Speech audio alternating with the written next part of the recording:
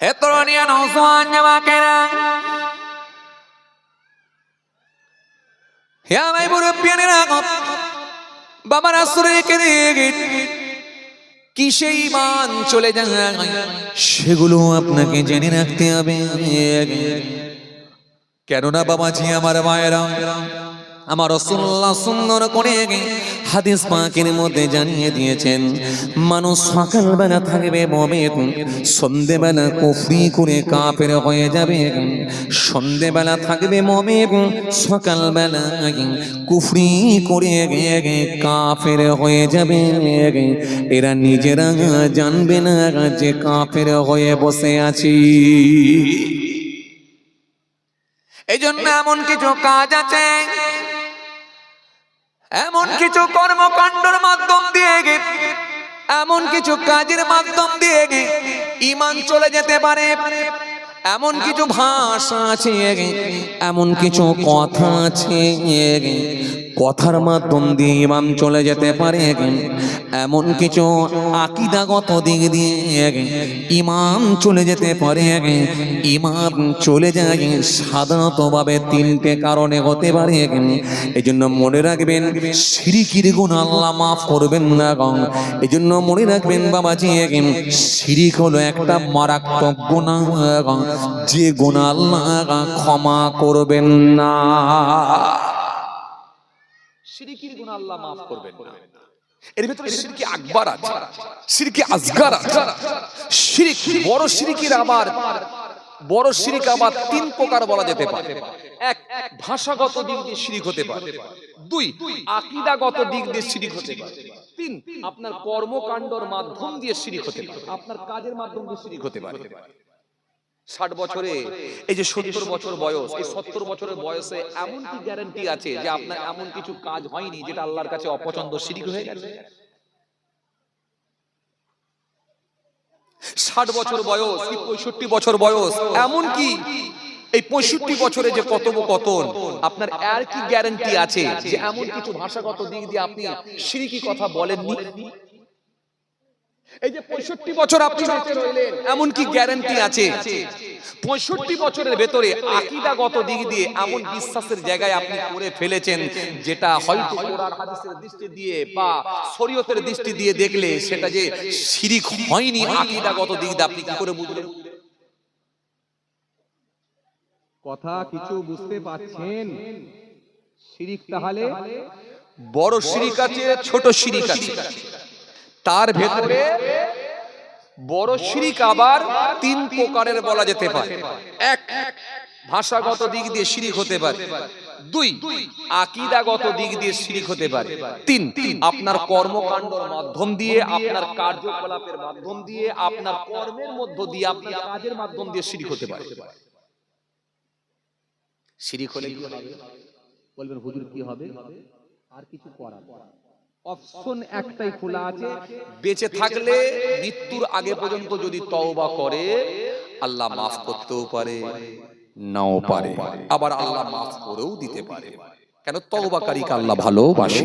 ইন্নাল্লাহা ইউহিব্বুত তাওয়াবিনা ওয়া ইউহিব্বুল মুতাতাহহিরিন। আল্লাহ বলেন তওবাকারীদেরকে আমি পছন্দ করি, ভালোবাসি, আর পবিত্রতা অর্জনকারীদেরকে আমি আল্লাহ পছন্দ করি। তাহলে একটাই উপায়, সেটা কি?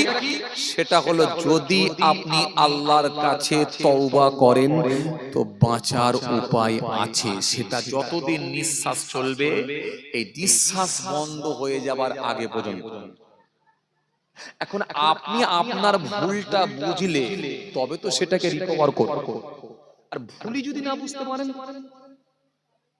কথা বলে আপনার ভুলটা যদি আপনি ধরতে পারেন তবে তো সেই ভুলটাকে সংশোধন করার চিন্তা ভাবনাটা নেবেন। যদি আপনি ভুলই না বুঝতে পারেন, তাহলে এবারে বলবেন হুজুর তাহলে বুঝবো কি করে? হ্যাঁ, বুঝার একটা রাস্তা আছে।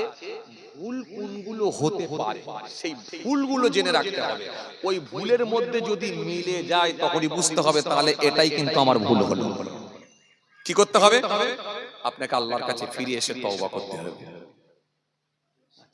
তওবা করতে হবে। আর তওবা যদি না করা হয়, কোনো উপায় কোনো উপায় নাই। যদি ওইভাবে কেউ মৃত্যুবরণ করে ঠিকানা জাহান্নাম। কেন? শিরকির গুনাহ আল্লাহ মাফ করবেন না। খুব ভালো করে বুঝবেন, শিরকির গুনাহ আল্লাহ মাফ করবেন না। হুজুর মাফ করবেন না এর কোন দলিল আছে? 100% আছে। কোরআন শরীফের মধ্যে আল্লাহ সুন্দর করে বলেছেন, ইন্নাল্লাহা লা ইয়াগফিরু আন ইউশরাকা বিহি ওয়া ইয়াগফিরু মা দুনা যালিকা লিমান ইয়াশা ওয়া মা ইউশরিক বিল্লাহি ফাকাদ ইফতারা ইসমান আযীম। ইন্নাল্লাহা লা ইয়াগফিরু আন ইউশরাকা বিহি ওয়া ইয়াগফিরু মা দুনা যালিকা লিমান ইয়াশা ওয়া মা ইউশরিক বিল্লাহি ফাকাদ দাল্লা দালালান বাঈদ। ইন্নাহু মান ইউশরিক বিল্লাহি ফাকাদ হারামাল্লাহু আলাইহিল জান্নাহ ওয়া মা'উহুন নার ওয়া মা লিয-যালিমিনা মিন আনসার। নবী বলেন, মান মাতা লা ইউশরিক বিল্লাহি শাইয়ান দাখালাল জান্নাহ, মান মাতা ইউশরিক বিল্লাহি শাইয়ান দাখালান নার। তাহলে কোরআন হাদিস কিন্তু একই কথা বলছে, শিরিক করে যদি কেউ মারা যায় তাহলে আর জান্নাত পাবে না। কেন? কিয়ামতের দিনে আল্লাহ সব গুনাহকে মাফ করতে পারে ইচ্ছা করলে। মাফ করতেও পারে, আবার শাস্তি দিয়েও মাফ করতে পারে, আবার শাস্তি না দিয়েও মাফ করতে পারে। সেটা আল্লাহর মাশিয়াত, আল্লাহর ইচ্ছা। কিন্তু ডাইরেক্ট আল্লাহ কোরআনের মধ্যে বলছে শিরকের গুনাহ আমি মাফ করব না। তাহলে যেটা বলছে মাফ করব না, তাহলে সেটাকে খুব ভালো করে আমাদের জেনে রাখা দরকার আছে কিনা। সাবজেক্টটা একেবারে ইজি হলেও, খুব সহজ ভাবে হলেও, জীবনে বহুবার শোনা থাকলেও, কিন্তু এটা কোনো একটা গুরুত্বপূর্ণ একটা পয়েন্ট বা গুরুত্বপূর্ণ একটা টপিক। খুব ভালো করে ধ্যান দেন, যদি আপনি বুঝে রাখতে চান খুব ভালো করে ধ্যান দেন। তাহলে যেটা আল্লাহ বলছে মাফ করব না, সেটার কিন্তু গুরুত্ব ভালো করে দেওয়া দরকার, খুব ভালো করে দেওয়া দরকার। মাস্টার বলেছে তুই যেমন পারবি মুখস্থ করবি, কিন্তু এটা যদি না হয় আমি তোকে ছাড়বো না। তাহলে যেটা বলেছে ছাড়বো না, সেটার গুরুত্ব বেশি দেওয়া দরকার ছিল। তাহলে আল্লাহ যখন বলছে আমি ক্ষমা করব না, এটা ক্ষমার অযোগ্য, তার মানে সেটা আপনাকে বুঝে নিতে হবে সব থেকে বড় মাপের পাপ। কিয়ামতের ময়দানে আল্লাহ সব গুনাহকে মাফ করে দিতে পারে, কিন্তু শিরকের গুনাহ আল্লাহ বলছে মাফ করব না। শিরক এটা হলো আরবি কথা, আরবি শব্দ, যার আবিধানিক অর্থ হলো অংশীদার সাব্যস্ত করা বা সমকক্ষ বলে মনে করা বা বহু ঈশ্বরে বিশ্বাসী হওয়া। এটা প্রত্যক্ষভাবে হতে পারে, পরোক্ষভাবে হতে পারে। এটা হলো মারাত্মক গুনাহ, আল্লাহ বলছে ক্ষমা করব না, এটা ক্ষমার অযোগ্য। ক্ষমার অযোগ্য কেন? আমি একটা মিসাল দিলে আপনি আরো ভালো করে ক্লিয়ারলি বুঝতে পারবেন ক্ষমার অযোগ্য কেন। মনে করুন আপনার বিবাহিত স্ত্রী, আপনার বিবাহিত বউ বা আপনার বিবাহিত আহলিয়া, বিবাহিত বউ, এই বিবাহিত বউটা একমাত্র আপনার জন্যই বৈধ, বাকি পৃথিবীর সমস্ত পুরুষের জন্য হারাম, অবৈধ। এখন এই বিবাহিত স্ত্রী, বিবাহিত বউ যদি পরকীয়ায় লিপ্ত হয় বা কারোর সঙ্গে সম্পর্কে জড়িয়ে পড়ে, আপনার কাছে যদি খবরটা এসে পৌঁছায়, আপনি তখন বলবেন এটা ক্ষমার অযোগ্য, এটা মাফ করা যাবে না। ঠিক অনুরূপ ভাবে জমিন আসমানের মালিক, সারা পৃথিবীর মালিক, নবমণ্ডল, ভূমণ্ডল, গ্যালাক্সি, চন্দ্র, তারা, হাওয়া, যাই বলেন না কেন, সবের মালিক আল্লাহ। এই আল্লাহর জন্য যেটা সম্ভব, সেই জায়গাতে যদি অন্য কারোর জন্য সম্ভব বলে মনে করা হয়, বা আল্লাহর জায়গায় অন্য কাউকে যদি স্থান দেওয়া হয়, বা আল্লাহর জায়গায় অন্য কাউকে যদি বসিয়ে দেওয়া হয়, আল্লাহ বলছে এটা হলো ক্ষমার অযোগ্য, আমি মাফ করব না। কথা কিছু বুঝতে পারছেন কি বলছি? ঠান্ডা বেরেনে বুঝবার চেষ্টা করেন। আল্লাহ বলছে এটা মাফ করব। তোর নামাজ কাজা ছিল, আমি জানি, তুই আমার কাছে ক্ষমা চেয়েছিস, আয় আমি মাফ করে দিতে পারি। তোর রোজা কাজা ছিল, আমি জানি, তুই আমার কাছে ক্ষমা চেয়েছিস, কেঁদেছিস, বলেছিস, আমি মাফ করে দিতে পারি। এরকম ভাবে তোর কাবিরা গুনাহ, সাগীরা গুনাহ অনেক আছে জীবনে, মাফ করে দিতে পারি। কিন্তু তোর এত বড় হিম্মত, তুই আমার কাছে না চেয়ে খাজা বাবাকে বললি যে আল্লাহ, খাজা বাবা আমাকে একটা ছেলে দাও। তুই আমার কাছে না চেয়ে, আমার কাছে মাথা নেহাত না করে, তুই কোনো মূর্তির সামনে গিয়ে মাথা হ্যাট করে দিলি ভোট নেওয়ার জন্য। এই আমার কথা মনে আপনারা বুঝতে পারেন। বুঝতে পারছেন? তোর এত বড় হিম্মত, তোকে বলেছি নামাজের পার্টিতে খালি সিজদা দেবি, মাথা হ্যাট করবি, তুই মূর্তির সামনে গিয়ে খালি মাথাটা হ্যাট করে দিলি শ্রদ্ধার সঙ্গে, খালি ভোট নেবার জন্য। তোর এত বড় হিম্মত, তুই ভোট নেবার জন্য কপালে ফুটা মেরে দিলি। আমার কথা মনে ধরতে পারেননি আপনারা? ধরতে পারছেন? আমি কারোর পক্ষেও নয়, কারোর বিপক্ষেও নয়, কিন্তু একেবারে বর্তমান সিচুয়েশনের দিকে লক্ষ্য করে, বর্তমান প্রেক্ষাপটের দিকে লক্ষ্য করে আমি আপনাদের সামনে বুঝাতে চাইছি, এটা কিন্তু আল্লাহ বলছে ক্ষমার অযোগ্য। এবারে কিছু বক্তা, কিছু মাওলানা, কিছু ওয়াইজিন তারা ফতোয়া ফারাজ মাসলা মাসাইল দিতে শুরু করলো, এই জাহান্নামী হয়ে গেছে, এই কাফের হয়ে গেছে, মুশরিক হয়ে গেছে। না, আমি এই কথা বলতে পারবো না। কাউকে জান্নাতীও বলতে পারবো না, কাউকে জাহান্নামীও আমি এই কথা বলতে পারবো না। কেন? বেঁচে আছে মানে সুযোগ আছে। কেন? বাই চান্স যদি সে আবার তওবা করে আল্লাহর দিকে ফিরে আসে, আল্লাহ হয়তো তাকে মাফ করে দিতে পারে, মাফ করতে পারে। আল্লাহ সকলকে ক্ষমা করবে বলেছে, মাফ করবে বলেছে, যদি আল্লাহর কাছে সে ক্ষমা প্রার্থী হয়। সে যেই হোক, গুনাহগার সব, কম আর বেশি। কেউ কিন্তু বলতে পারবে না যে আমি হুজুর বলে আমার গুনাহ নাই, আমি পীর বলে আমার গুনাহ নাই, আমি ইমাম সাহেব বলে আমার গুনাহ নাই, আমি হাজী সাহেব বলে আমার গুনাহ নাই, আমি দরবেশ সাহেব বলে আমার গুনাহ নাই, আমি পীরজাদা সাহেব বলে আমার গুনাহ নাই, আমি মুফতি সাহেব বলে আমার গুনাহ নাই। এই বলার ক্ষমতা কারোর, কথা বলে না, এই বলার ক্ষমতা কারোর নাই। গোনা নাই কার? নবী আম্বিয়া সালামদের গোনা নাই। গোনা নাই কার? ফারেশতাদের গোনা নাই। বাকি সবাইয়ের সমস্ত সমস্ত সমস্ত মানুষেরই গোনা আছে। গোনা নাই এমন কেউ বলতে পারবে না, কম আর বেশি। কথা বুঝে আসছে? তাহলে আল্লাহর কাছে এই অপরাধটা এত বড় কেন? বুঝতে পারছো? এটা আল্লাহ বলছে ক্ষমার অযোগ্য, আমি মেনে নেব। তার মানে কারোর কাছে মাথা নত, কারোর কাছে চাওয়া, কারোর কাছে বলা যাবে না। এই গুনাহ কিন্তু আল্লাহ মাফ করবেন না। শুন, এবার আমরা কোরআন থেকে দেখে নিই আল্লাহ কি বলছেন। হে তরুণিয়া নওজওয়ান জামাকেরা, আমায় মুরব্বিয়ানেরা, বাবারা, সুরে কে এই জন্য আমার আল্লাহ কোরআনের মধ্যে বললেন, ইন্নাল্লাহা, নিশ্চয় আল্লাহ তাআলা লা ইয়াগফিরু, মাফ করবেন না, ক্ষমা করবেন না, আইয়ুশরিকা বিহি, শিরকের গুনাহ, শিরকের গুনাহ আল্লাহ বলছেন আমি মাফ করব না। আগেও বলেছি আমি মাফ করবেন না। আপনারা হয়তো বললেন হুজুর দলিল আদাল্লাহ না দিয়ে বলে দিলেন মাফ করবে না, মুখের কথাই হয়, এজন্য কোরআনের আয়াত দিচ্ছি। এবার তার মানে কোরআন বলছে মানে কে বলল? কথা বলে না। কোরআন বলছে মানে কে বলল? আল্লাহ বলছেন। তাহলে আল্লাহ বললে আর অস্বীকারের কোনো জায়গা আর ডাইরেক্ট কোরআন। এখানে কোনো আপনাকে অন্য কোনো চটি কেতাব থেকে নয়, ডাইরেক্ট কোরআনের আয়াত। আপনি আলাদিস হন, তবলিগ হন, হেজবুল্লাহ হন, লামাজহাবি হন, ফুরফুরা হন, বেরেলি হন, ওহাবি হন, যে তরিকার যে মতবাদেরই মানুষ হন না কেন, কোরআন আপনাকে মানতে হবে। আর কোরআন শরীফ যদি কেউ না মানে, ডাইরেক্ট কাফের।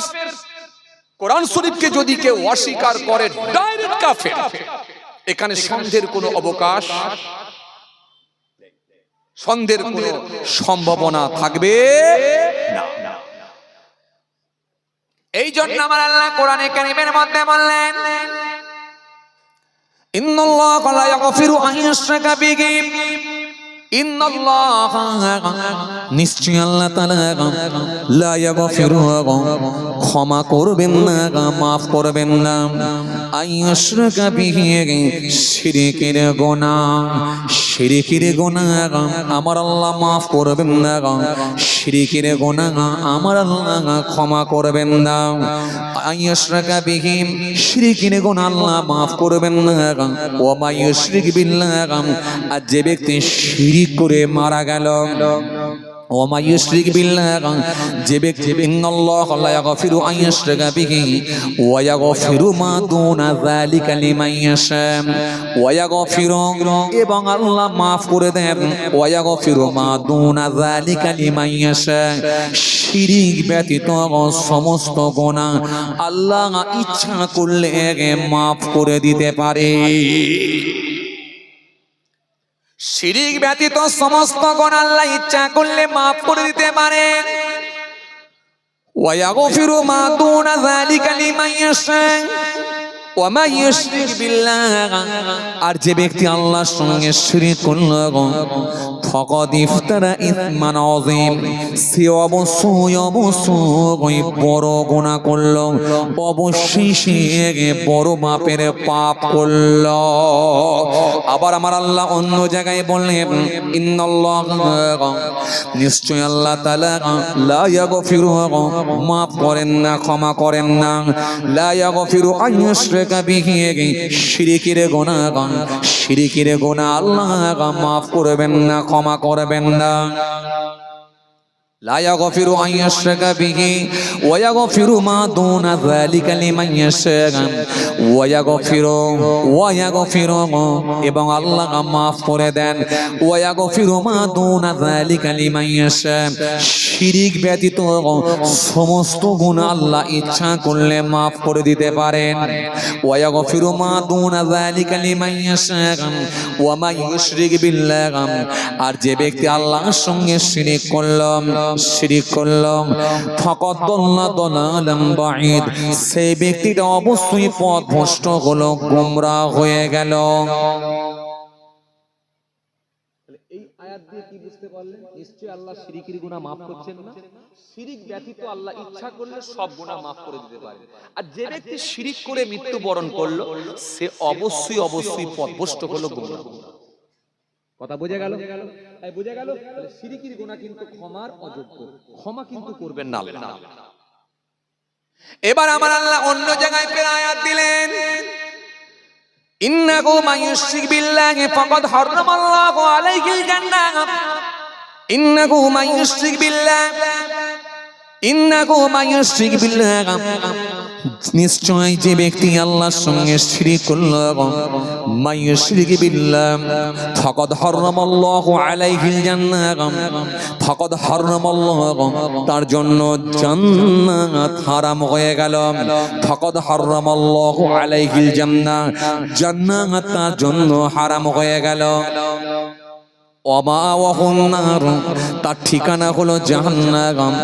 ওয়া মা লিয-যালিমিনা মিন আনসার, আল্লাহ বলছেন জালেমের কোনো সাহায্যকারী থাকবে না। কথা কিছু বুঝতে পারছেন? তাহলে এই সব কটা আয়াত কিন্তু আল্লাহ সেই শিরককে ইন্ডিকেট করে দিয়েছেন। জান্নাত তার জন্য হারাম হয়ে গেল, জান্নাত তার জন্য, কথা বলেন, জান্নাত তার জন্য ফাকাদ হারামাল্লাহু আলাইহিল জান্নাহ, জান্নাত তার জন্য হারাম। জান্নাত হারাম মানে যাবে ঠিকানা কোথায়? বুঝতে আমাদের ভুল হতে পারে। এখন আমরা যদি মনে করি জান্নাত হারাম হয়ে গেছে বা অন্য জায়গায় হয়তো তাকে রাখা হবে, বুঝতে ভুল হতে পারে। পরেই আল্লাহ ফের ক্লিয়ার করলেন ওমা ওহনার, তার ঠিকানা হলো জাহান্নাম। তাহলে এক জায়গায় প্রথমেই বলে দিলেন জান্নাত তার জন্য হারাম, পরে বললেন তার ঠিকানা জাহান্নাম হলো। ওয়া মা লিয-যালিমিনা মিন আনসার, এই জালেমের সাহায্যকারী কেউ হবে না। তাহলে কত ভয়ঙ্কর আয়াত বুঝতে পারছেন শিরককারীর জন্য? কথা মনে হয় বোঝে না। কত ভয়ঙ্কর আয়াত বুঝতে পারছেন শিরককারীর জন্য? তাহলে শিরক করে মৃত্যুবরণ করলে আর আমরা যা বুঝতে পারছি কোনো উপায় নাই। আবার আমাদের নবী, আখিরি নবী, তিনি ঘোষণা দিলেন মান মাতা লা ইউশরিক বিল্লাহি শাইয়ান দাখালাল জান্নাহ মান মাতা ইউশরিক বিল্লাহি শাইয়ান দাখালান নার শিরক করে যদি কেউ মৃত্যুবরণ করে ঠিকানা তার জাহান্নাম মান মাতা লা ইউশরিক বিল্লাহি শাইয়ান দাখালাল জান্নাহ মান মাতা লা ইউশরিক বিল্লাহি শাইয়ান দাখালাল জান্নাহ আর শিরক না করে যদি কেউ মৃত্যুবরণ করে আমি রাসূল বলছি তার ঠিকানা হলো জান্নাত। তাহলে শিরক করে মারা গেলে জাহান্নাম, শিরক না করে যদি মৃত্যুবরণ করে হ্যাঁ আমি নবী বলছি ঠিকানা তার জান্নাত। জোরে বলেন। একমাত্র নবীকেই তো সেই পাওয়ারটা দেওয়া হয়েছে। নবী সিদ্ধান্ত নিতে পারেন আল্লাহর হুকুমে, নবী ক্লিয়ার বলে দিতে পারেন আল্লাহর হুকুমে, কারণ নবী ছাড়া আর কারোর বলার অধিকার। তাহলে এতক্ষণ আমরা আয়াত পড়ে শুনে পড়ে বুঝে যেটা বুঝতে পারলাম শিরক হলো একটা মারাত্মক গুনাহ। এই গুনাহকে আল্লাহ পাক ক্ষমা করবেন না, মাফ করবেন না। এটা হলো ক্ষমার অযোগ্য। কেন আমি আগে বলে দিয়েছি কেন। আপনি যেমন আপনার বিবাহিত বউকে যেমন ক্ষমা করবেন না, এটা ক্ষমার অযোগ্য। তুমি এত বড় অন্যায় করেছো, আর শিরক এত বড় অন্যায়, আল্লাহ বলছেন এটা ক্ষমার অযোগ্য, এটা আমি আমার বান্দাদেরকে মাফ করব না। তুমি এত বড় অন্যায় করেছো। এইবারে বাবাজি আমার মায়েরা, শিরক কোন কোন কারণে হয় সেটা আমাদের জেনে রাখতে হবে। কোন কোন কারণে শিরক হয়ে যেতে পারে, কেন শিরকের গুনাহ আল্লাহ মাফ করবেন না। এজন্য আপনাদেরকে আমি সুন্দর করে বলেছি না, সাধারণভাবে শিরক হলো তিন প্রকার। একটা হলো ভাষাগত দিক দিয়ে শিরক, আর একটা হলো তার কর্মকাণ্ডর মধ্য দিয়ে শিরক, কাজের মাধ্যম দিয়ে শিরক, আর একটা হলো সে আকীদাগত দিক দিয়ে শিরক। এই শিরক তিন কারণে, তিন প্রকার, তিন দিক দিয়ে শিরক হয়ে যেতে পারে। আকীদাগত দিক দিয়ে কেমন? খালি এতটুকু যদি ধারণা হয়ে যায়, আপনি একজন উচ্চ শিক্ষিত মানুষ, একটা উচ্চ শিক্ষিত মানুষ, উচ্চ শিক্ষিত একজন যুবক, আপনি অনেক পড়াশোনা করেছেন, বিজ্ঞান সায়েন্স নিয়ে আপনি ঘেঁটে ফেলেছেন। কোন দিন বসে বসে বসে বসে বসে বসে আপনি গবেষণা করছেন, ভাবছেন, নিজেকে ভাবাচ্ছেন। গবেষণা করতে করতে করতে করতে করতে করতে করতে করতে আপনার জ্ঞান আপনাকে বলল এই মহাবিশ্ব আবার কেউ তৈরি করতে পারে। এই মহাবিশ্ব এটা কেউ তৈরি করার নাই, এটা অটোমেটিকলি তৈরি হয়েছে। একটা বিস্ফোরণের মাধ্যম দিয়ে অটোমেটিকলি মহাবিশ্ব তৈরি হয়েছে। যদি এই কথাটা আপনার নিজের মধ্যে একবার খালি ভেবে ফেলেন এবং বিশ্বাস করে দেন, তাহলে এটা আকীদাগত দিক দিয়ে শিরক। কথা কিছু বুঝতে পারছেন? এটা কি দিক দিয়ে শিরক হলো? আকীদাগত দিক দিয়ে, তার মানে বিশ্বাসের দিক দিয়ে শিরক হয়ে গেল। কেন? আপনি আল্লাহর সঙ্গে শিরক করেন। এই সারা পৃথিবী, সারা ওয়ার্ল্ড, সমস্ত কিছু বানিয়েছেন কে? জোরে বলেন আল্লাহ। তাহলে সবকিছু জন বানিয়েছেন আল্লাহ। তাহলে সেই আল্লাহর জায়গায় আপনি বিশ্বাসের জায়গায় আপনি ধারণা ঠিক রাখতে পারলেন না। আপনার ধারণা হয়ে গেলে এটা অটোমেটিকলি সৃষ্টি হয়েছে পৃথিবী, তার মানে এটাই হলো শিরক। এটা আকীদাগত দিক দিয়ে শিরক। এক। দ্বিতীয় নম্বরে কি? আপনার যদি এই ধারণা হয়ে যায়, কি ধারণা?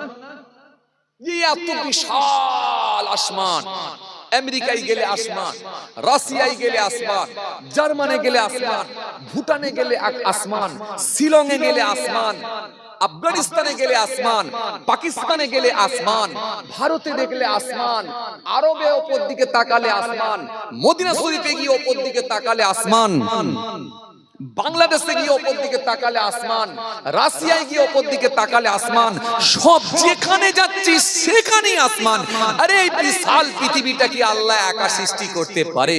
আল্লাহকে হেল্প করার জন্য কেউ না কেউ ছিল। নাউযুবিল্লাহ মিন যালিক। গেল আকীদাগত দিক দিয়ে।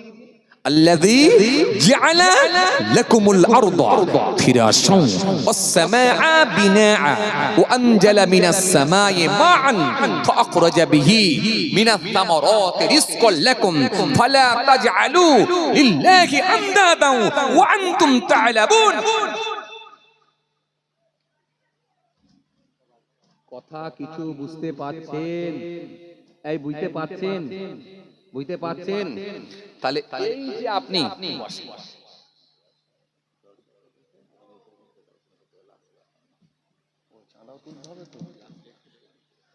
আর লাস্ট করে কি হবে?